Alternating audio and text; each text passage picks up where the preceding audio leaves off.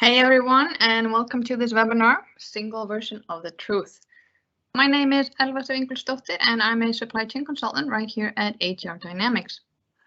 I'm introducing new visibility features of inventory insights. They will enable your team to work from a common understanding, define top-down, and highlight it in your day-to-day work. So it bears to be repeated that every year we do invest over 30% of our revenue right back into R&D, because we want to make HR Dynamics the most awesome system in the world. And in celebration of our upcoming version, HR 6.3, to be launched on May 31st, we are on to the third webinar in our webinar series. We'll start off in PowerPoint with a couple of slides, and from there dive into the system. If you do have any questions, please click on the Q&A bar on your right-hand side, and we will answer them at the end of the session. All right, so in the user settings, you will now find a tab called Inventory Insights. Here, our data scientists have extracted key valuable information to be fine-tuned by you on a global level and transparent to all users throughout the system. These insights will flag items at risk of stockout, items that are overstocked, new items that are missing demand, and alert you of highly uncertain demand patterns. To get you started, we do have some default settings, which we encourage you to tailor to your company needs. So the insights are visible throughout the system. In the item card, we do catch the user's attention with the labels. See the red, orange, and yellow. And you can also select the insights as columns and filters in your items, reports, orders, and plans. So our quest is to help you manage your supply chain with more ease, with smart data and user friendliness. All right, so let's open the system. Let's see how we can define the inventory insights. I'll go ahead and find my crank wheel up right here and click on the settings. And here I can find the brand new tab of inventory insights. They welcome us to the inventory insights, say the predefined exceptions that can be applied as filters in the system and will appear as labels in the item card. So a key inventory insight for any business would of course be the risk of running out of stock. It is defined with a formula that says items in your inventory that have less days cover than the time it takes the supplier to deliver. This includes both stock on hand and the incoming purchase orders. If you have 10 days of stock and it takes your supplier 10 days to deliver, you most certainly need to place an order today if you wish to avoid stockout. So the one metric that we can tailor here is the buffer, meaning that how early would you like to be alerted that items are at risk of going out of stock. By default, HR will set the buffer to 3 days, and here we encourage you to fine-tune this setting. The second insight is to highlight items that are overstocked. And the formula says that if the stock on hand exceeds the demand for the next order period by a multiplier of 2, meaning that you do have double the stock you need. So, of course, the multiplier here will depend on your replenishment horizon. So if you have a 60-day order period times 2, you are overstocked when you have 120 days of stock on hand. However, if your replenishment horizon is 2 days, then items with 4 days on hand will be labeled as overstocked if the multiplier remains at 2. So keeping your supplier lead time and the order coverage up to date will be the key master data to maintain for this insight.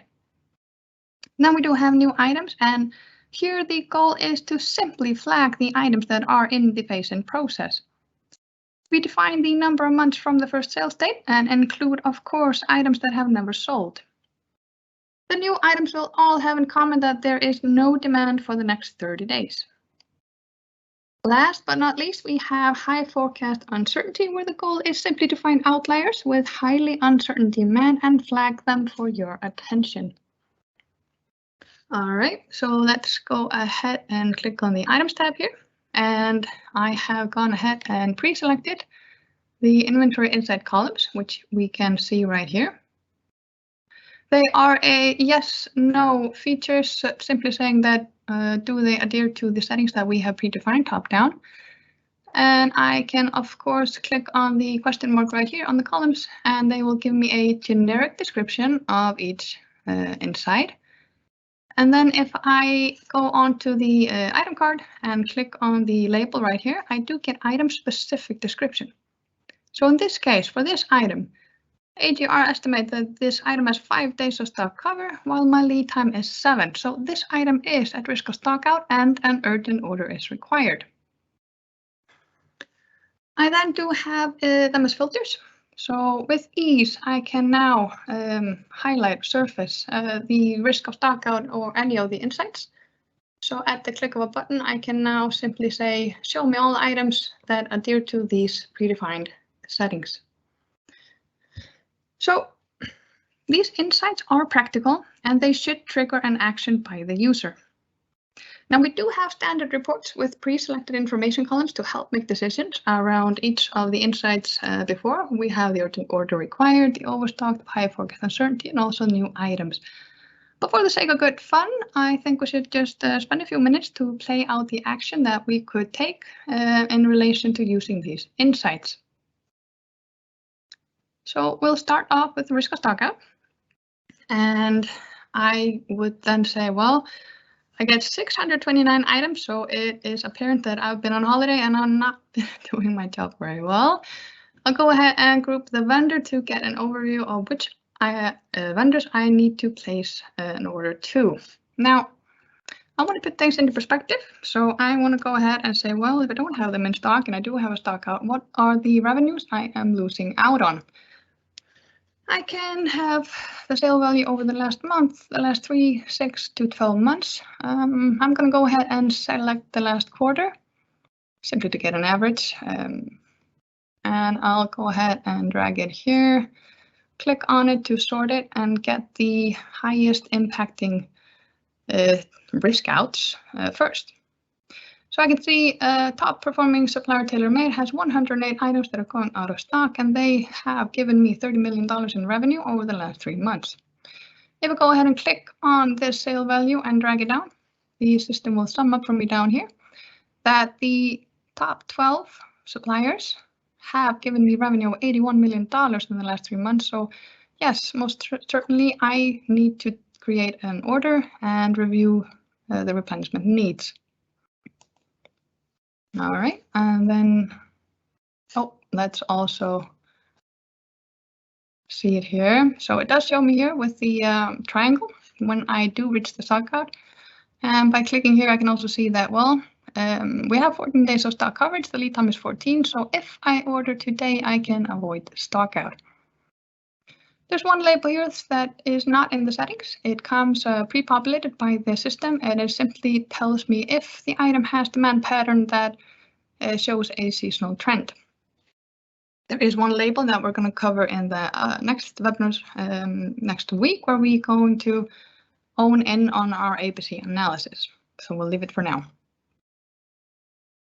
All right, let's then check out overstocked. I can, of course, do the yes/no filtering. I can also leave them open and simply drag it up here and drop them, and then I get an overview. I can see that 1,053 items do not have an overstock, however, 362 items do. How nice to get that overview. All right, let's then dive into the overstocked ones. And for this purposes, the sale value perhaps isn't giving me the right perspective, so I'm going to go ahead and say, well, what is the stock value?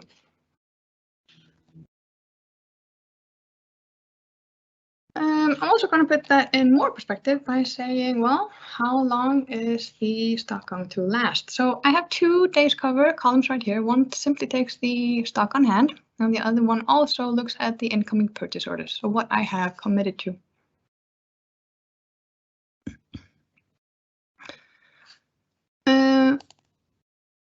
Looking at overstocked items is, of course, subject to making a series of decisions.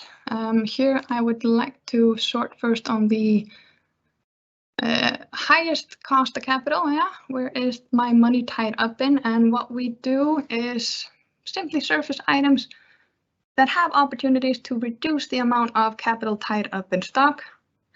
as HR has been reducing waste in the supply chain for 20 years, and we simply say, well, here you can surface them. We want you to balance the order cost with the holding cost with as much ease and transparency as possible. All right, let's then take a look at the high forecast uncertainty.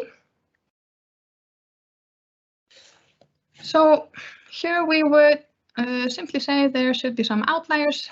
There has been variance in demand. So for example, this item right here has a big drop in the sales. So you would simply take a look and say, well, if the demand has dropped, if it is in phase-in and you don't want to replenish, then please take the appropriate action to that one. At least we have dropped the sale forecast and the safety stock is considerably higher than what we expect to sell.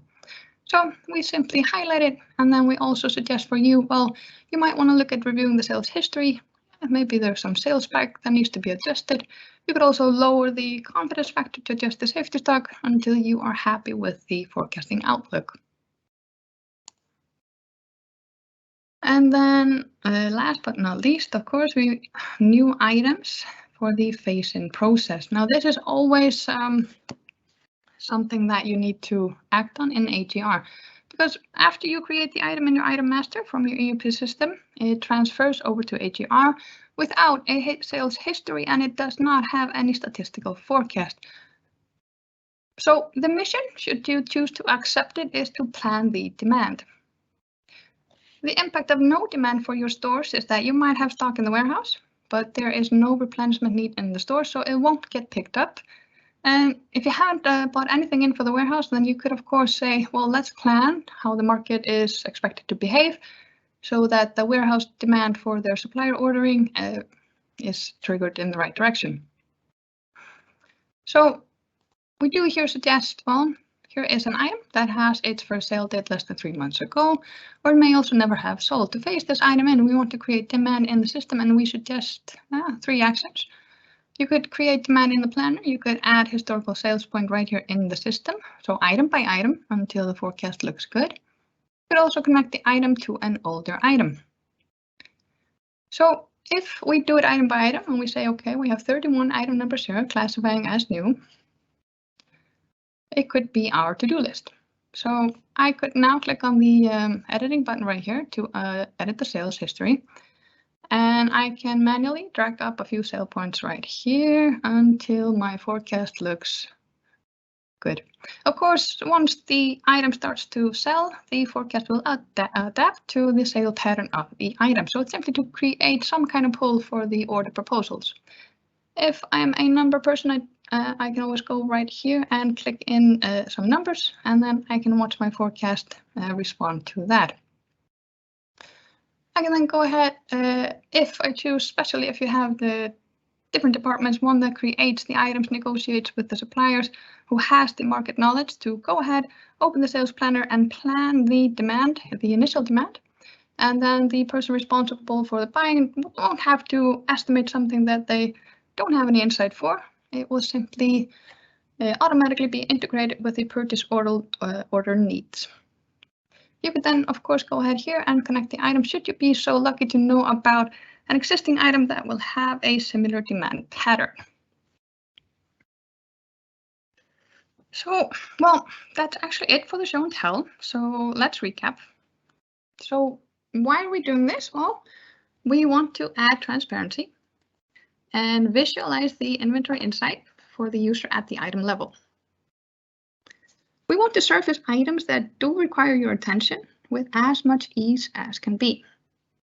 The global settings create a single version of what defines each inventory insight, so that we can reach a common understanding within our company.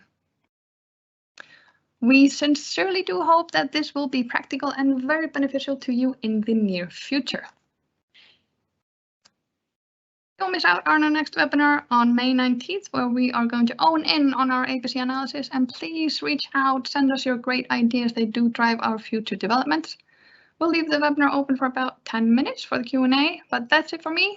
Thank you so much for your time. We do have a question on how to connect a new article to an old one, so we'll go ahead and test that for the sake of good fun. So this is some demo data, but let's go ahead and copy a value here and go into the connected items. You simply go ahead and click on the plus sign right here and paste the item. Well, let's see, it was starting with AP. It will give me a drop down. Let's say this is the item that I would like to have, and then I can go ahead and find an older item right here. Let's say it is this one. I can select the date it connects from, and then also say, well, it should end by a certain date.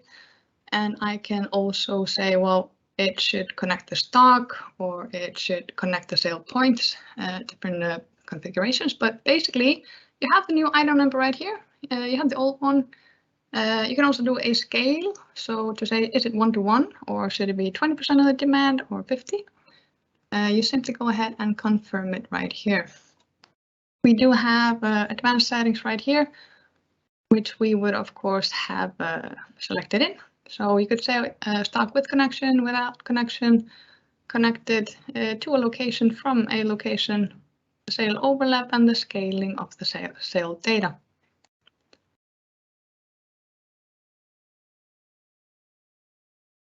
Really simple as that. And then you would simply go ahead into the items again and take a look at how that translates into the demand for the item selected. I don't have it right here with me, but that is the process. Good question. Thank you so much.